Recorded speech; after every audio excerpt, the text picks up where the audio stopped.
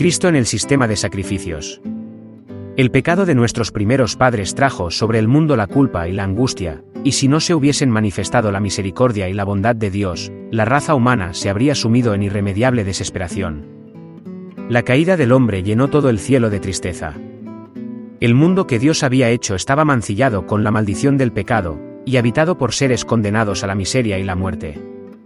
Parecía no existir escapatoria para quienes habían quebrantado la ley.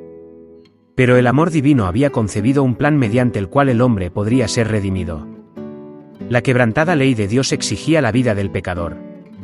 En todo el universo solo existía uno que podía satisfacer sus exigencias en beneficio del hombre.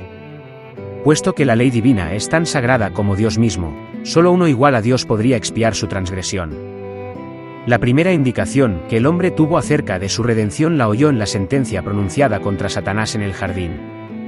El Señor declaró: «Y pondré enemistad entre ti y la mujer, y entre tu simiente y la simiente suya, ésta te herirá en la cabeza, y tú le herirás en el calcañar».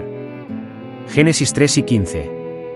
Esta sentencia, pronunciada en presencia de nuestros primeros padres, fue una promesa para ellos.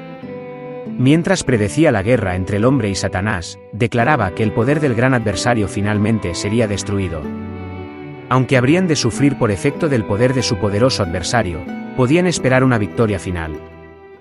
Los ángeles celestiales explicaron más completamente a nuestros primeros padres el plan que había sido concebido para su redención. Se les aseguró a Adán y a su compañera que a pesar de su gran pecado, no se los abandonaría al control de Satanás.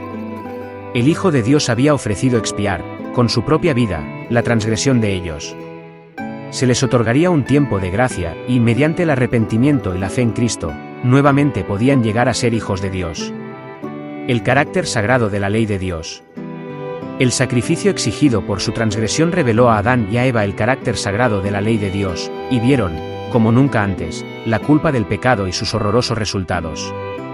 La ley de Dios existía antes que el hombre fuera creado. Los ángeles eran gobernados por ella. Satanás cayó porque transgredió los principios del gobierno de Dios. Después que Adán y Eva fueron creados, Dios les hizo conocer su ley. Esta no estaba escrita entonces, pero les fue repetida por Jehová. Después del pecado y la caída de Adán, nada fue eliminado de la ley de Dios. Los principios de los 10 mandamientos existían antes de la caída, y eran de una naturaleza que se ajustaban a la condición de un orden de seres santos. Esos principios fueron formulados al hombre más explícitamente después de la caída, y enunciados para satisfacer las necesidades de seres inteligentes caídos.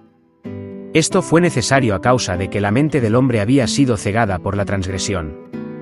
Entonces se estableció un sistema que requería el sacrificio de animales, con el fin de mantener delante del hombre caído lo que la serpiente había hecho que Eva no creyera, que la paga de la desobediencia es la muerte. La transgresión de la ley de Dios hizo necesario que Cristo muriese como sacrificio, para así proporcionar al hombre una vía de escape de su castigo y al mismo tiempo preservar el honor de la ley de Dios. El sistema de sacrificios debía enseñar humildad al hombre, en vista de su condición caída, y conducirlo al arrepentimiento y a confiar solo en Dios, por medio del Redentor prometido, para obtener el perdón por las pasadas transgresiones de su ley. El sistema de sacrificios fue trazado por Cristo mismo, y dado a Adán para que tipificara al Salvador que habría de venir. El hombre ofrece su primer sacrificio. Para Adán, el ofrecimiento del primer sacrificio fue una ceremonia muy dolorosa. Tuvo que alzar la mano para quitar una vida que solo Dios podía dar.